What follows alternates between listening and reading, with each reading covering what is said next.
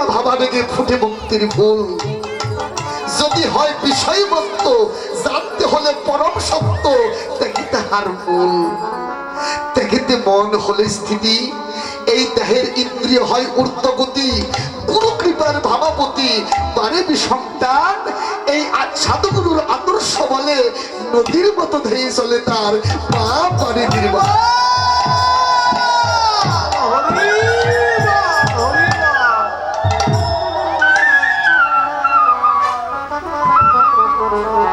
এই জগতে যাদের ভক্তির ফুল পুষ্পরিত হয়ে গিয়েছে গো মা, ভক্তি সূত্রে যারা ভগবানকে বেঁধেছে, এই জগতের বন্ধন ছিন্ন হয়ে যায়, কিন্তু ভক্তির বন্ধন কখনো ছিন্ন হয় না।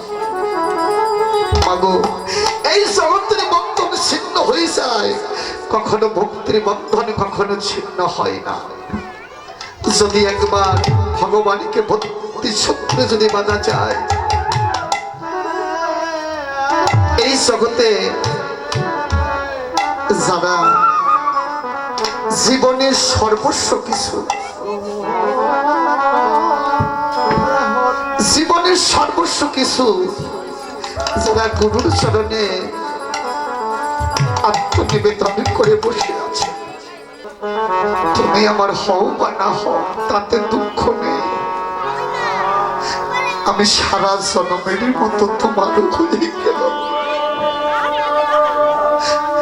এমন করে যারা আত্মনিবেদন করে বসে আছে, ঘরের কোণে বসে বসে তারা আমার গৌরমূর্তি দর্শন করে, একমাত্র তাদের নয়নেই আনন্দ। যে কোনোদিন ওই রূপ দর্শন করতে পারে নাই, তার নয়নের মাঝে আনন্দ নেই। ত্যাগেতে আনন্দ, ভোগেতে নিরানন্দ। গীতার মধ্যে এমন ভাবে সুন্দর করে লিখে দিয়েছে, যারা ভোগ লালসায় মেতে আছে গো মা, তাদের নয়নে আনন্দ জাগবে না, ওই রূপ দর্শন হবে না। যারা ত্যাগের মধ্যে বসে আছে, তুমি আমার হও বা না হও, দেখুন এই যে ত্যাগ, তুমি আমার হও বা না হও তাতে দুঃখ নাই, কিন্তু আমি সারা জন্মের মতো, আমি সারা জন্মের মতো তোমার হয়ে গেলাম। সারা এমন করে আত্মনিবেদন করে বসে আছে, শুধু তাদের নয়নে আনন্দ যাচ্ছে। তাই বললেন ত্যাগেতে আনন্দ, ভোগেতে নিরানন্দ। যারা জীবনের সর্বস্ব কিছু গুরুর চরণে নিবেদন করছে, নিজের বলতে কিছু রাখে নাই, গুরুর যদি কৃপা হয়ে যায়, আমার গৌরের কৃপা হয়ে যায়। দেখো, তাই বললেন একজনের নয়নে নয়, দুজনের নয়নে নয়, এই জগৎ জন নয়নের আনন্দ করা মূর্তি আমার গৌরমণি।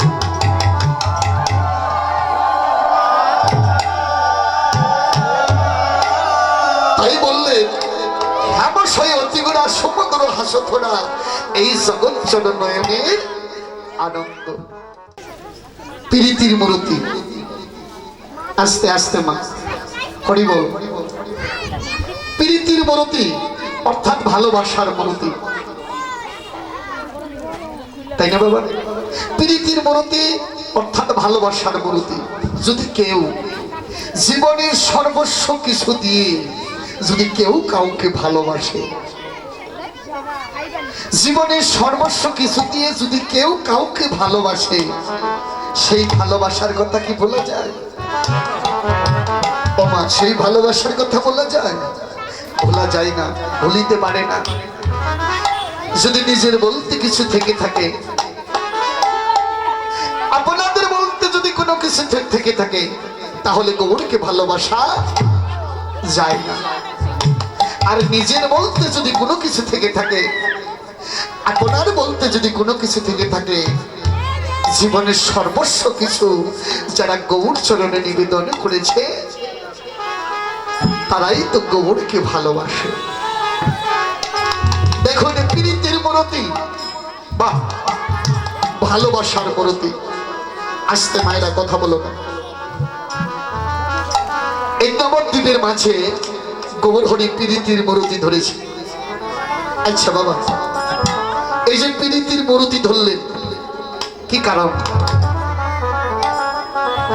এই নবদ্বীপের মাঝে প্রীতির মূরতি ধরলেন কি কারণ? কারণ তো আছে, বলি আপনাদের কাছে কারণ ছাড়া প্রীতির মূরতি ধরে নাই। তার কারণ হলো তিনটি কারণ। ওই শোনো মাধুরীমা, ওই শোনো মধুরিমা, ওই শোনো সজুত হবুর, এই তিন বাঞ্ছা না হইল পূরণ, ভাবিয়া না পাই উর। তাই ভাবিয়া দেখিল মনে, রাধার স্বরূপ বিনে এই বাঞ্ছা কখনো না হবে পূরণ। তাই রাধা প্রেম গুরু করে রাধার অঙ্গ ভাব কান্তি হৃদয়ের মাঝে ধরে এই নদিয়ার মাঝে হইলেন উদয়। হরি বল। তিনটা কারণ কেন প্রীতির মূরতি ধরলেন। দেখুন, অন্তরে কৃষ্ণ বাহিরে রাধা, যেন প্রেম বিরহ ঢালা, ওই বদনে দেখা মাত্রই যেন আমার রাধা গোবিন্দের কথা মনে হয়। সে বদনটা কি? আমার গৌর হরির বদন। আজ প্রীতির মূরতি ধরেছে, একটু ভাবার বিষয় মা। হরি বল। আসতে। এই যে প্রীতির মূরতি ধরলেন, আমি আস্তে আস্তে বলবো তিনটা কারণ কেন প্রীতির মূর্তি ধরলেন। একটু মনে রাখবেন, একটু স্মরণে রাখবেন, কথাটা কাজে লাগবে। তিনটি কারণ। তা হলো, একটি শ্রীকৃষ্ণ ভগবান রাধারানীকে ডাকলেন, এমন ভাবে ডাকলেন, রাধে রাধে এদিকে এসো। এমন হেন ডাক শুনে রাধারানী মনে মনে চিন্তা করে, এমন করে আমাকে তো কোনোদিন ডাকে না, আজকে নেই গোবিন্দ, আজকে নেই আমাকে এমন করে ডাকছে। রাধারানী, মাগো রাধারানী, এমন হেনা কথা শ্রবণ করে দুটি নয়নের জল আর ধরে রাখতে পারছে না। রাধারানী দুটি নয়নের জল ছেড়ে দিয়ে বলছে, প্রভু তুমি যে আমার ভালোবাসার ধন, তাই তোমাকে ভালোবাসি। তুমি আমার ভালোবাসার ধন, তাই তোমাকে ভালোবাসি। তবে তোমাকে ভালোবেসে আমি কখনো পরিণাম ভাগ্য ভাবনা করি না। বাবা গো, ভালোবেসে যদি পরিণাম ভাগ্য ভাবনা করে তাহলে তাকে ভালোবাসা বলা যায়। ভালোবেসে মাগো, ভালোবেসে যারা বলে যাই যাবে পরে এগুলো মা, আমার তাতে দুঃখ নাই। যদি আমার প্রাণ গোবিন্দকে পাই, তোমাকে ভালোবেসে আমি যতটুকু সুখ পাই তার চাইতে অধিক সুখ পাই যখন বৃন্দাবনের পথে তোমাকে হারা হয়ে, যখন হা কৃষ্ণ গোবিন্দ বলে খেতে বেড়াই,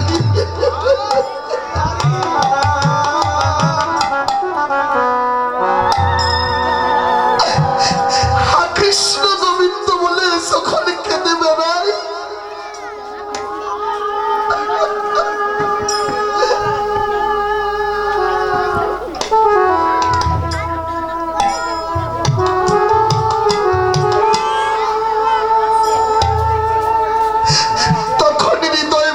আমার পরম সুখের সৃষ্টি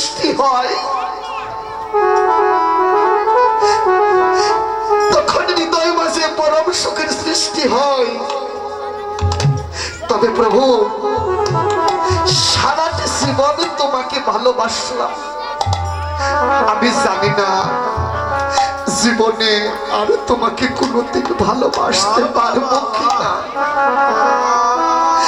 জানি না তোমাকে আর কোনোদিন ভালোবাসতে পারবো কিনা। তবে তোমার কাছে আমার একটি নিবেদন, প্রভু গো, তোমার ভালোবাসার কাঙ্গাল আমি তোমার ভালোবাসার কাঙ্গাল আমায় কোনোদিন করো নাহি প্রভু গো।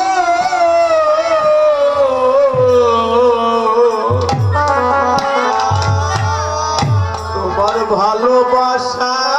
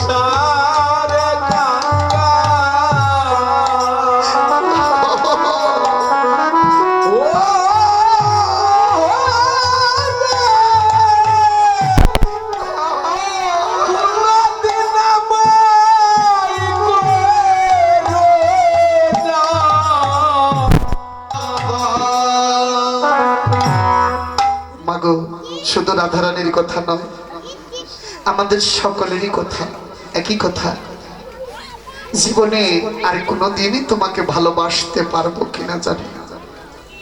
তবে যতদিন যতটুক সময় আছে সামনে, প্রভু কৃপা করে যতদিন রাখবে, শুধু তোমাকেই ভালোবেসে যেন যেতে পারে। ভালোবাসার কাঙ্গাল করো না। রাধারানী বললেন, আমাকে ভালোবাসার কাঙ্গাল করো না, তুমি যে আমার ভালোবাসার ধন, তাই তোমাকে ভালোবাসি। এই যে ভালোবাসার রস, এই রস আস্বাদন করিবার তরে আমার গৌর হরি এই শ্রীরাম নবদ্বীপের মাঝে এহেন মরুতি ধরেছে। এই ভালোবাসার রস আস্বাদন করিবার তরে, রাই ঋণ শোধিবার তরে এহেন মরুতি ধরেছে।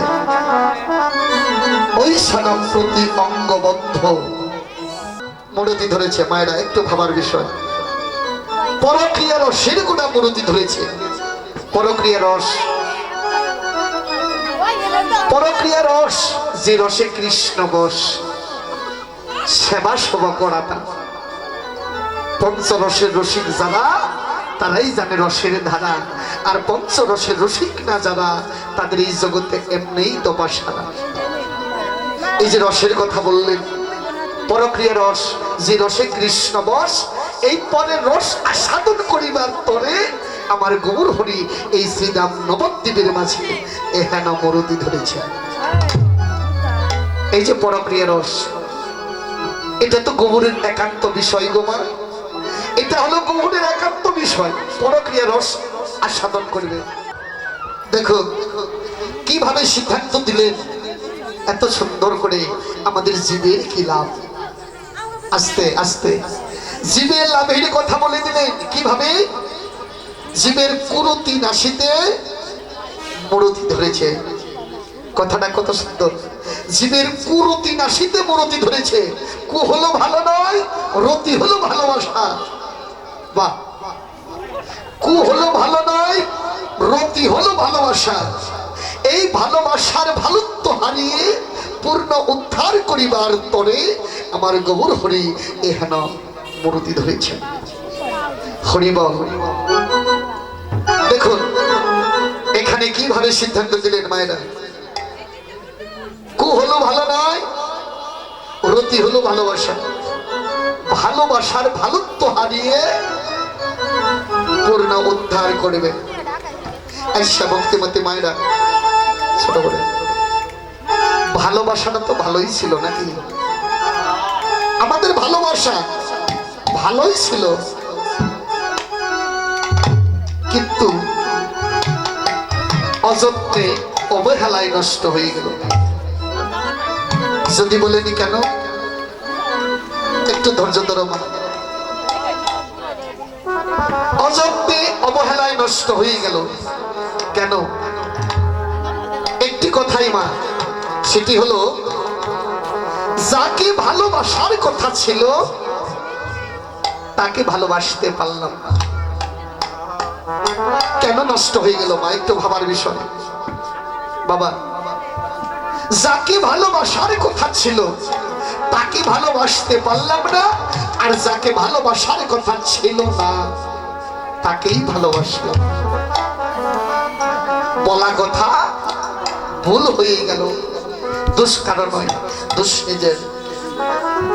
মাগো, দোষ কারো নয়, দোষ নিজের। যে কথা বলে এসেছি সে কথা মনে নাই। হরি বল। দেখুন আপনি আপনারা সকলেই যখন প্রভুর সঙ্গে দেখা হয়েছিল তখন সময়টা কি ছিল? সপ্তম মাসের সময় মাতৃ জঠরে প্রভুর সঙ্গে দেখা হয়েছিল। সেদিন বলেছি, প্রভু তুমি আমাকে এই জগতে পাঠিয়ে এই অন্ধকারে আর কতদিন থাকবো, তুমি আমাকে এই জগতে পাঠিয়ে দাও। তোমার ভজন করব, সাধন করব, তোমার ভক্তের সেবা পরায়ণ হয়ে থাকবো, তোমাকে প্রাণ ভরে ভালোবাসবো। আচ্ছা মাগো, সে কথা কি মনে আছে? সে কথা মনে নাই। যাকে ভালোবাসার কথা ছিল তাকে ভালোবাসতে পারলাম না। এই জগতে এসে কাকে ভালোবাসলাম? এই জগতে এসে স্ত্রী, পুত্র, ভাই বোন, পাড়া প্রতিবেশীদের ভালোবাসলাম। তার বিনিময়ে কি পেলাম বাবা? তার বিনিময়ে পেলাম দুঃখ, কষ্ট, যন্ত্রণা। পেলাম দুঃখ, কষ্ট, যন্ত্রণা। আর ওইটুকু ভালোবাসা যদি আমার কবরের চরণে নিবেদন করতে পারতাম, আমার সাথের মানবে জন্মে ধন্য হয়ে যেত। আমার কোনদিন বলা কথা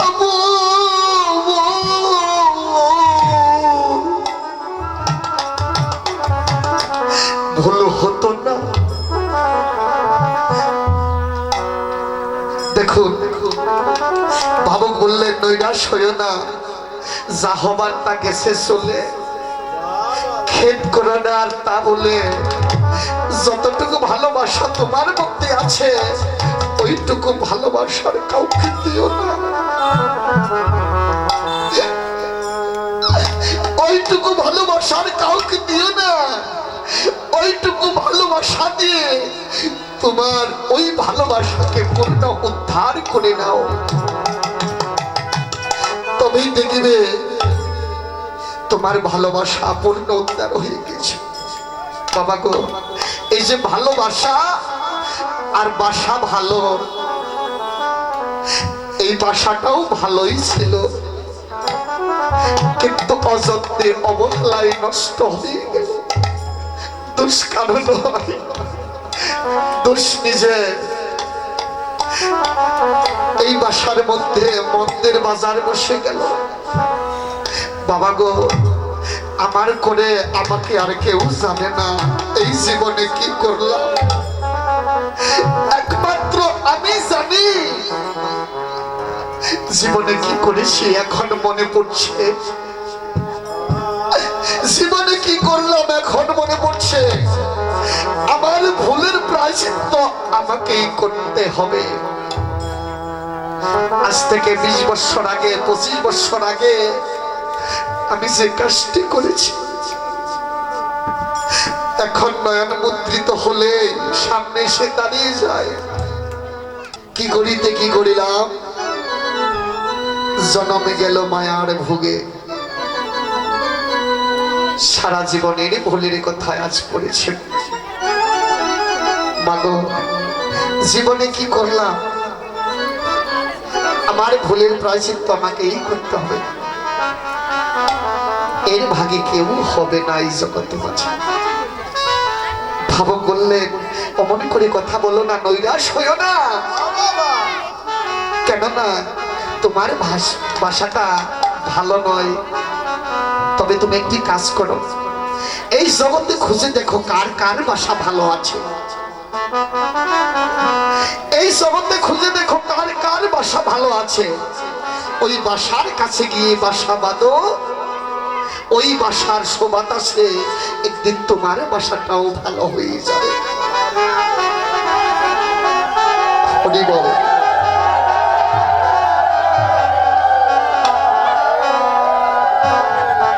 একদিন তোমার বাসাটাও ভালো হয়ে যাবে। বাসাটা ভালো হবে কেমন করে? বাসনা যদি ভালো হয় তাহলে বাসাটা ভালো হয়। কিভাবে বাসা ভালো হবে? এই যে সাধু সঙ্গ, ভক্ত সঙ্গ, এই ভক্ত সঙ্গ করিতে করিতে তোমাদের কি হবে? বাসনাটা ভালো হবে। মাগো, এই ভক্ত সঙ্গ করিতে করিতে যদি বাসনাটা ভালো হয়ে যায়, তার বাসাটাও ভালো হয়ে যায়। তাই ভাবক বললেন, নৈরাশ হইও না, এই জগতে খুঁজে দেখো কার কার বাসা ভালো আছে। সেই বাসার কাছে গিয়ে বাসা বাঁধো, দেখবে তোমার সেই বাসার সুবাতাসে তোমার বাসাটাও ভালো হয়ে গিয়েছে। আগে করে নাও তোমাদের বাসা ভালো। কেমন করে? এই ভক্ত সঙ্গ করে, এই ভক্ত সঙ্গ করিতে করিতেই তোমাদের বাসনাটা ভালো হয়ে যাবে। আজকিরে নবদ্বীপের চন্দ্র নদিয়ার সাথে দই হয়েছে কোথায়? এই নদিয়ার ভাগ্যাকাশে। ওমা, শুধু নদিয়ার ভাগ্যাকাশে নয়, এই কলির শিবের ভাগ্যাকাশে নদিয়ার সাথে দই হয়েছে। আচ্ছা, একটা কথা বলি, আমাদের এই জাগতিক জগতে যখন চাঁদের উদয় হয় সেই সময়কালকে কি বলা হয়? শুক্লপক্ষ।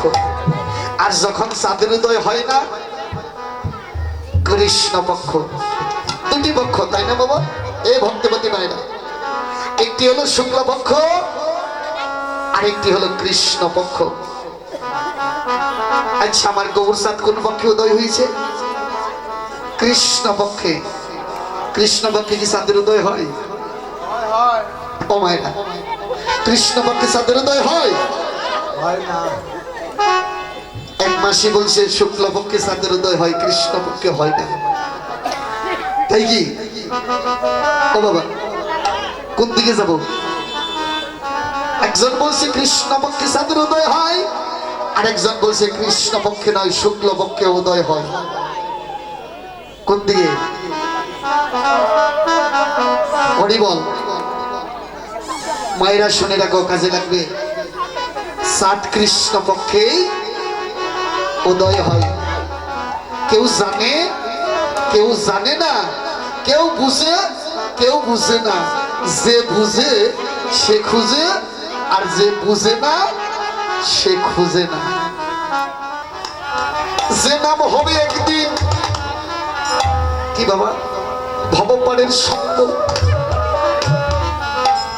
যেদিন সামচনাচারে কাঁধে করে নিয়ে যাবে শ্মশানে ঘাটে, সেদিনই বলবে বলো হরি হরি বল, বলো হরি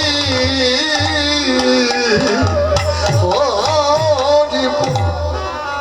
দেখুন বাবা, যদি বলে বলো হরি হরি বল, মনটা যেন থমকে যায়। কেন?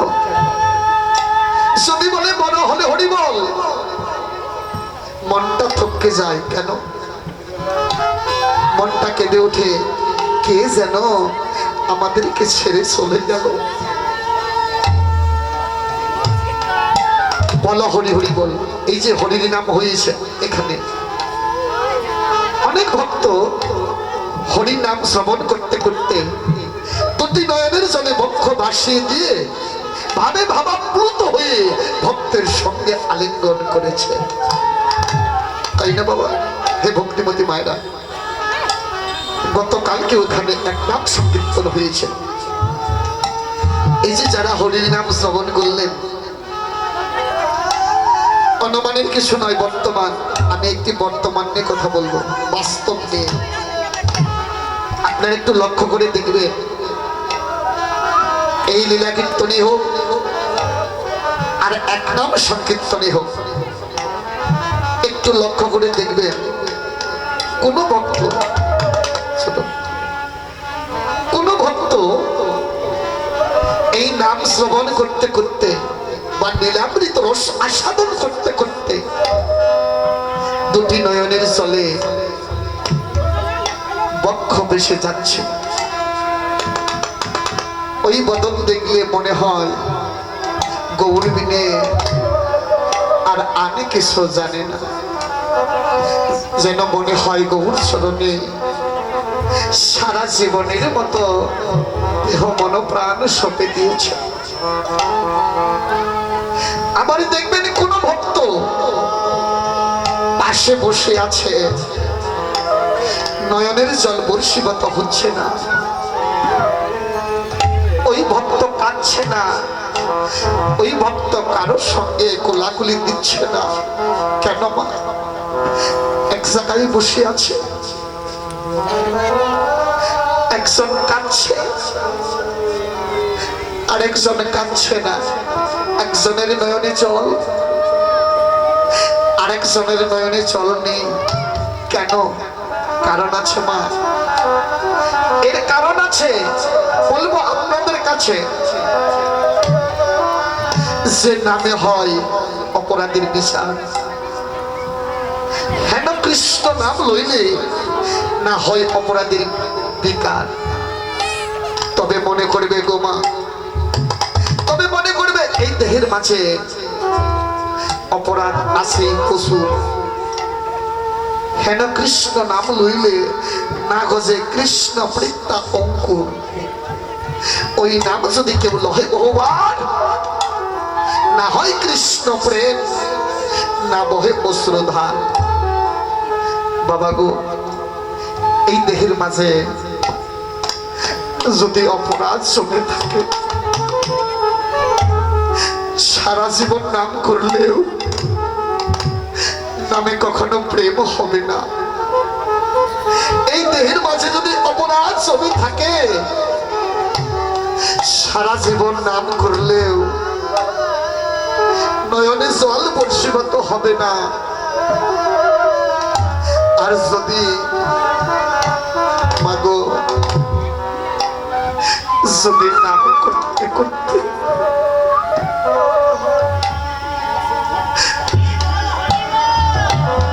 হরি বলো, হরি বলো। যদি যদি নাম করতে করতে নামে প্রেম হয়, মনে করবে নামে কৃপা করেছে নিশ্চয়। নাম করতে করতে যদি নয়নে বহে বাড়ি, তাহলে মনে করবে ওই নামে করে দিলে তোমাকে মম সিন্ধু পানি। মাগো, কত শহর বন্ধনগর মাঝে এই মধুর কৃষ্ণ নাম করলাম, আমার এই দেহের মাঝে, আমার দেহের মাঝে,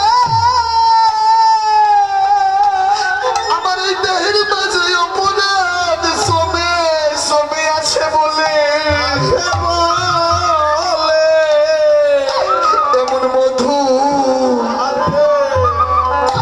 মধুর কৃষ্ণ নামে, এই মধুর কৃষ্ণ নামে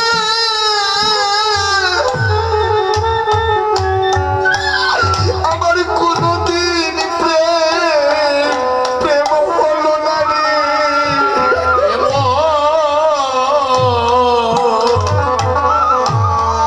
এমন মধুর কৃষ্ণ নামে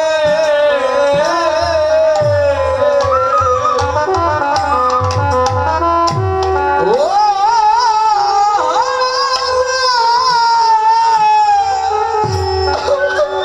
কোনদিন আমার প্রেম হলো না।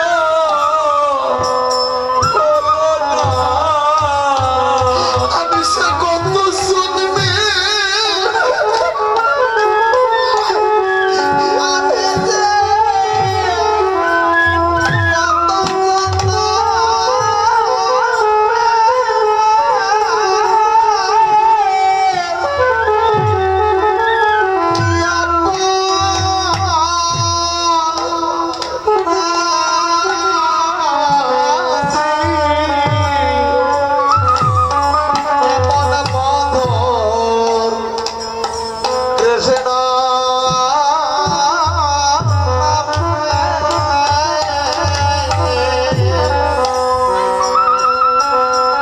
আমার প্রেম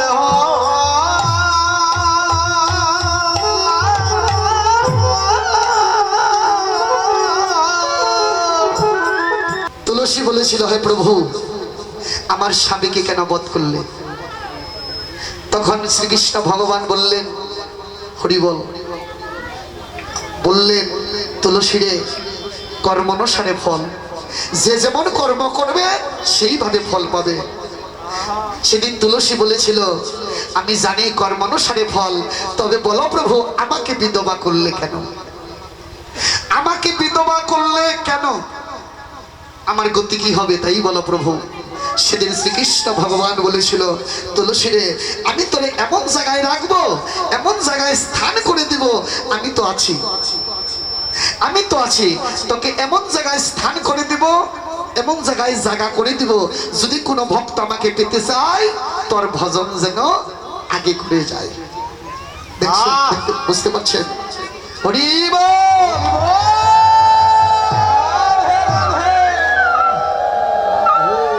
দেখুন এমন ভাবে বলে দিলেন, এমন জায়গায় রাখবো, এমন জায়গায় স্থান করে দিব, যদি কোনো ভক্ত আমাকে পেতে চায় তোর ভজন যেন আগে করে যায়। সেদিন তুলসী বলেছিল, প্রভু তোমার কাছে আরেকটি প্রার্থনা, যেদিন যেদিন আমার এই দেহের মাঝে প্রাণ থাকবে না, সেদিন আমার এই দেহের গতিটা কি হবে? সেদিন ভগবান বলেছিল, তুলসী রে আমি তোকে আশীর্বাদ করলাম, তোর দেহের মধ্যে যেদিন প্রাণ থাকবে না, ওই দেহটাকে কি করবে? আমার ভক্ত টুকরো টুকরো করে কেটে গলগণ্ড দেশে ধারণ করবে, সেই সঙ্গে ভক্ত হয়ে ভক্তের সঙ্গ করবে, সেই সঙ্গে তুলসীরে তোর সঙ্গটাও হয়ে যাবে। এই যে তুলসী কৃষ্ণ প্রিয়সী, অনেকের গলগণ্ড দেশে ধারণ করেছেন, অনেকের গলগণ্ড দেশে ধারণ করে না।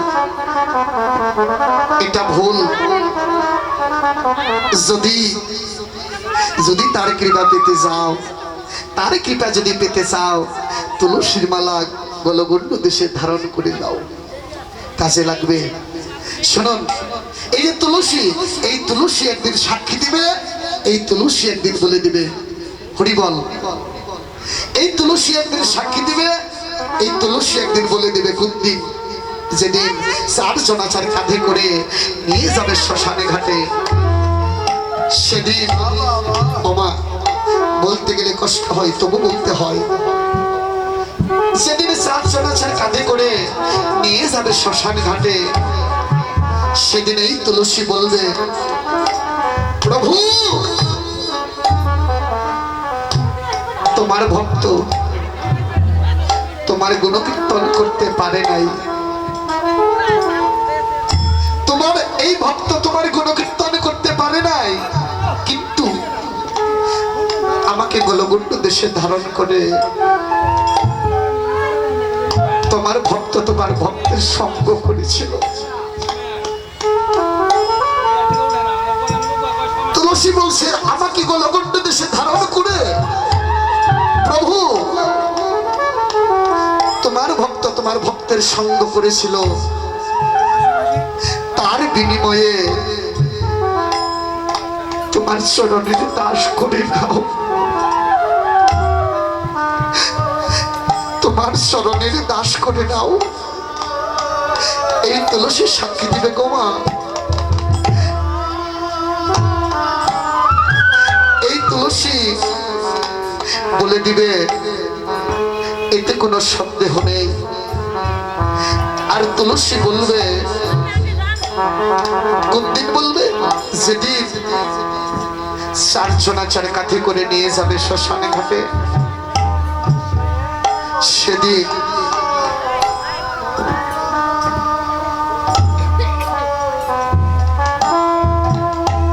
সেদিন বলবে, যাদেরকে সারা জীবন আমার আমার করে বক্ষ মাঝে চেপে রাখলে, যাদেরকে আমার আমার করে সারাটি জীবন বক্ষে চেপে রাখলে, আজ দেখো তোমাকে ছেড়ে সকলেই চলে যাচ্ছে। আজকে তোমাকে ছেড়ে সকলেই চলে যাচ্ছে। মাগো,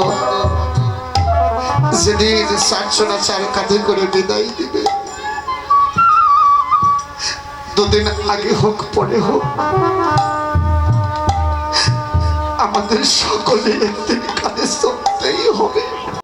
সেদিন এই তুলসী সাক্ষী দিবে, এই তুলসী বলে দিবে, কোনো সন্দেহ নেই। এই তো যেদিন 4 জনাচার কাঁধে করে নিয়ে যাবে, এই তুলসী সেদিন সঙ্গে থাকবে। দেখুন, ভাবক সিদ্ধান্ত দিলেন, যদি তুলসী কৃপা হয়ে যায়, আমার গোবিন্দের কৃপা হয়ে যাবে। এখনো এই জগতে আমাদের দেশে আমাদের গ্রামগঞ্জে এমনও মা আছে, বোন আছে, মা আছে, মাসি আসে, এখনো তুলসীর প্রণামটুকু অনেকেই জানে না। এটা ভুল, কিন্তু আমাদের সকলের শিখতে হবে, জানতে হবে তুলসীর প্রণামটা কি করে করতে হয়। প্রতিদিন ত্রিসন্ধ্যা প্রণাম করবেন, 3 সন্ধ্যা আরতি করবেন। বৃন্দায় তুলসী দেবী প্রিয়াই কেশব শচ কৃষ্ণ পদে ভক্তি দেবী সত্যবত্তাই নমো নমঃ। এমন করে যদি তুলসীর প্রণাম তুমি প্রতিদিন করতে পারো, তুলসী যদি সন্তুষ্ট হয়ে যায়, আমার গোবিন্দ সন্তুষ্ট হয়ে যায়। তাই তুলসীর আরতি করতে হয়। আরতিতে যদি প্রসন্ন হয়, তুলসী যদি সন্তুষ্ট হয়, আমার গোবিন্দ সন্তুষ্ট হয়। এমন ভাবে আরতি করতে হবে। ওরে নাম তুলসী কৃষ্ণ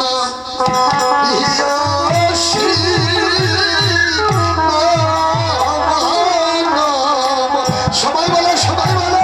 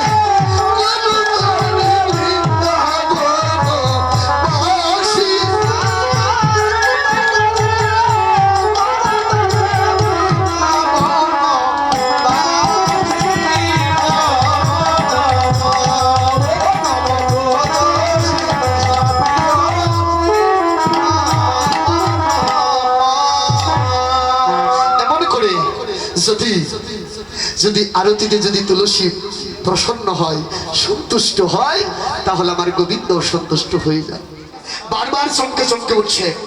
যখন রাধারানী চমকে চমকে উঠছে, গোবিন্দ বলছে, রাধে তুমি ভয় পেও না, রাধে তুমি ভয় পেও না।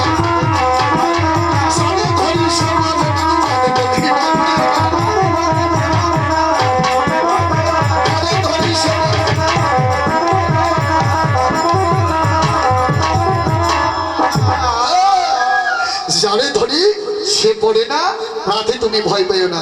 ওরা কি করলেন দেখুন, আপনি একটা জয়ের ধ্বনি বর্ণনা করলে আরো ভালো হবে। ওরা দ্বিগুণে ভাবে চলাই না,